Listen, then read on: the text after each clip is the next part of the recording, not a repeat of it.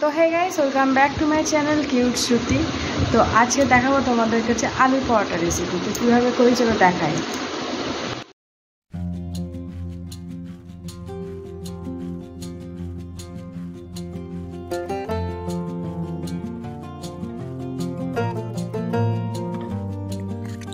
তো আলুর পরোটা তৈরি করার জন্য ফার্স্ট লাগবে হচ্ছে আলু, যেটা প্রেসার কুকারে সেদ্ধ করে নেবে, তাড়াতাড়ি হয়ে যাবে। তারপর হচ্ছে পেঁয়াজ কেটে রেখেছি, দেখতে পাচ্ছি যে ধনে পাতা কেটে রেখেছি। এরপর যেগুলো লাগবে সেগুলো কেটে নিচ্ছি। সব তো ভিডিও করতে পারছি না যেহেতু আমার মোবাইল ট্রাইপডটা নেই, তো দেখতে পাচ্ছ। আর এই যে সবুজ সবুজ কাঁচা লঙ্কা, যে যেরকম ঝাল খাবে সে সেরকম অনুযায়ী কুচো করে নেবে। তো আজকে খুব সহজ পদ্ধতিতে আলুর পরোটা আর কি, যাতে সেই যে প্রবলেমটা হয় আলুর পুর দিয়ে করলে ফেটে যায় অনেকে, তো এটা কোনো ঝামেলা থাকবে না, আর খেতেও ভালো। তো দেখতেই পাচ্ছ কাঁচা লঙ্কাগুলো কেটে নিচ্ছি। তো কাঁচা লঙ্কাগুলো দেখে কাটবে, আর একটু ঝাল থাকলে আমার মনে হয় ভালো। আমাদের ঝাল খেতে একটু পছন্দ করি, তাই জন্য একটু ঝালটা বেশিই দিলাম। তোমরা তোমাদের যেরকম ঝাল লাগবে সেই অনুযায়ী দেবে, কারণ এতে গুঁড়ো লঙ্কাও একটু ইউজ করবো তো কালারের জন্য। তো চলো, কাঁচা লঙ্কাগুলো কাটা হয়ে গেল। এরপর গরম কড়াই করে তেল দিয়ে দিলাম, সর্ষের তেল। দেখতে পাচ্ছ খুব একটা বেশি তেল দিতে দরকার পড়বে না, মোটামুটি পরিমাণ মতো দিতে হবে। এখানে দেখতে পাচ্ছ তেলটা দিয়ে দিয়েছি, গরম হচ্ছে। এবার গরম হলে ওতে দিয়ে দেবো জিরে, বেশি নয় অল্প। আর জিরেগুলো বেশি ফ্রাই হবে না, অল্প হালকা ফ্রাই হবে, খালি ব্রাউন কালার হবে, দেখতে পাচ্ছ। আর এই যে এরপর এতে দিয়ে দেবো পেঁয়াজ, ছোট ছোট করে কাটা। খুব বড় পেঁয়াজ লাগলে সেটা বাদ দিয়ে দেবে, কারণ নাহলে বেলার সময় ওটা অসুবিধা হবে। আর এর মধ্যে দিয়ে দেবো অনেক কিছুই, দেখতে পাচ্ছ ধনে পাতা, ধনে গুঁড়ো, কাঁচা লঙ্কা, সব এক এক করে দিয়ে দিচ্ছি, দেখতে পাচ্ছ।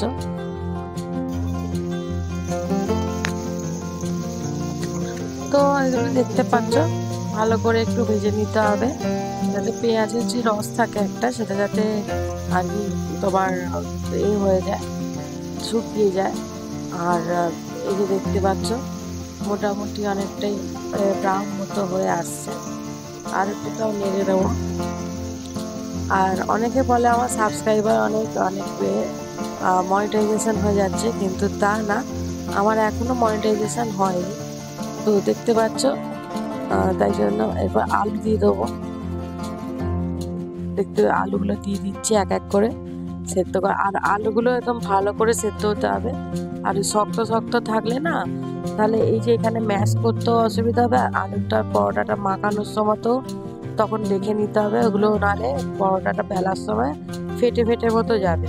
তো আলুটা বেশ ভালো করে সেদ্ধ করবে, এক্সট্রা একটা সিটি মারলেও মানে গলে গেলেও কোনো ব্যাপার না, যত গলে যাবে আলুটা তত ভালো। তো দেখতে পাচ্ছ এরকমভাবে নেড়ে নিচ্ছি।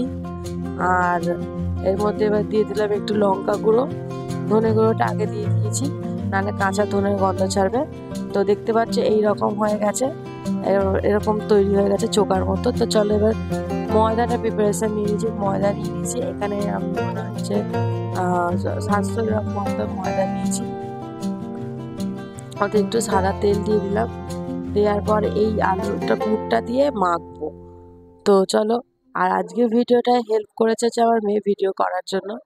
আমি যেহেতু বললাম আমার ট্রাইপড নেই, তাই জন্য আমার তো মাখানোর ভিডিওটা দেখানোই হতো না, কিন্তু যাই হোক আমার মেয়ে আমাকে হেল্প করেছে। তো দেখছো পরিমাণ মতো নিয়ে নিয়ে ময়দাটাতে এরকমভাবে সুন্দর করে মাখাতে হবে।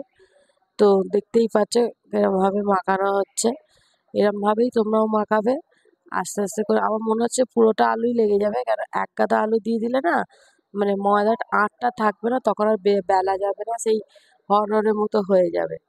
তো দেখতেই পাচ্ছ একটু একটু করে দিয়ে এরকমভাবে আস্তে আস্তে করে মাখতে হবে। তো এটা একটু টাইম লাগবে, কিন্তু খেতে খুব সুন্দর হবে। মাখাটা যেরকম জলের বদলে খালি আলুটা দিয়ে মাখা হবে। তো এই দেখো মাখা হয়ে গেছে, দেখতে পাচ্ছেন পুরো সফট মাখা হয়ে গেছে। তো বেশিক্ষণ রাখতে হবে না, 10 মিনিট রাখার পর এরকমভাবে মুড়ি দিয়ে ভালো করে গোল করে নেবে, নিয়ে এরপর এক একটা করে বেলে যেরকম এই যে দেখতে পাচ্ছেন গোল গোল করে বেলবো। একটাও কিন্তু ফাটবে না, না সেই গ্যারেন্টিও নেই, ফেটে যেতেই পারে, সেটা বড় কথা নয়। আর আমার হাতে গোল মোটামুটি মোটামুটি ঠিকঠাক হয়। তোমাদের হাতে কিরকম গোল পুরো পারফেক্ট হয় কিনা আমাকে বলো। আর এই যে দেখো, দেখতে পেয়েছো? যদি এই আলুগুলো থাকতো না তাহলে এই যে এরকম বেলার সময় তখন ফেটে যেত। এই যে দেখতে পাচ্ছ কি সুন্দর কালারফুল দেখতে লাগছে। তো চলো এবার এগুলো একটা একটা করে বেলে ভাজছি। আর আমি জানি আমার ভাই গোল ঠিকঠাক হয় না, তো প্লিজ ওটা নিয়ে হাসাহাসি করার কোনো দরকার নেই। তো দেখতেই পাচ্ছ, আর আমার এমনি রুটি পরোটা এসব করতে না খুব কষ্টই হয়, আমার ভালো লাগে না। তো যাই হোক, তোমাদের জন্য ভিডিও বানাচ্ছি যাতে সহজে তাড়াতাড়ি করে রান্না করে খেতে পারো আমার মতো। যদি আমার একটু করে রান্নাতে আলসেমি আছে তাদের জন্য। তো একটা করে চাটুতে দিয়ে দেবে আর সেঁকে নেবে। ততক্ষণে সেঁকা হচ্ছে ততক্ষণ আর একটা বেলে নেবে এরকম। তো এইবার 2 পিঠ সেঁকা হয়ে গেলে এবার তেল দিয়ে ভালো করে ভেজে নিতে হবে। তো দেখতে পাচ্ছ 2 পিঠ সেঁকা হয়ে গেছে, এবার তেল দিয়ে যেরকম পরোটা পুরো ভালো ভাজে। বেশি তেল না দিলেও হবে, অল্প যেহেতু তেল ওতে আছে অল্প তেল লাগবে, বেশি তেল লাগবে না। তো এবার এরকমভাবে ভেজে নিতে হবে। আর আমার মতো কারা কারা রান্না করতে গেলে কষ্ট হয় একটু বলো, বিশেষ করে এই গরমকালে পরোটা রুটি করতে গেলে খুবই লাগে। তো যাই হোক, তাই জন্য তাড়াতাড়ি করে ভালো খাবারের জন্য তো এরকমভাবে আমার চ্যানেলটা দেখতে থাকো। আর প্লিজ নতুন যারা থাকছো একটু সাবস্ক্রাইব করে দিও। হতে পারে আমার সাবস্ক্রাইবার 20,000, কিন্তু ওটা একটা টাইমে 22K ছিল, ওটা কমে গেছে। সে যাই হোক, কেন কমেছে বুঝতে পারছি না। তো এখন যারা ভিডিওটা দেখছো প্লিজ সাবস্ক্রাইব করে দিও আর একটু শেয়ার করে দিও, কমেন্ট তো অবশ্যই করো যে রান্নাটা তোমাদের কীরকম লাগলো। এরকম কুড়েপোনা পদ্ধতির রান্না আরও দেখতে চাইলে আমাকে প্লিজ কমেন্টে জানিও। হ্যাঁ, আমি রান্না অতটা ভালো পারি না, বাট মোটামুটি পারি। তো এরকম একটা একটা করে দেখছি কি সুন্দর লাল লাল করে ভাজা হয়েছে।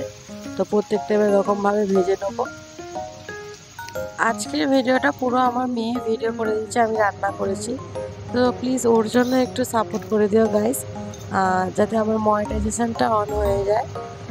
তো প্লিজ যারা সাবস্ক্রাইব করেছে তারা লাইক শেয়ার কমেন্ট করে দিও। আর কেমন হয়েছে রান্নাটা জানিও। আশা করি সবার এই চটজলদি রান্নাটা ভালোই লেগেছে। আর এই দেখো প্রত্যেকটা পরোটা কি সুন্দর সফট আর কালারফুল হয়েছে। আশা করি তোমাদের এই এত ইজি প্রসেসে যেটা করেছি দেখিয়েছি ভালো লেগেছে। প্লিজ প্লিজ প্লিজ রিকোয়েস্ট রইলো সাবস্ক্রাইব করে দিও, শেয়ার করে দিও আর কমেন্ট করে দিও।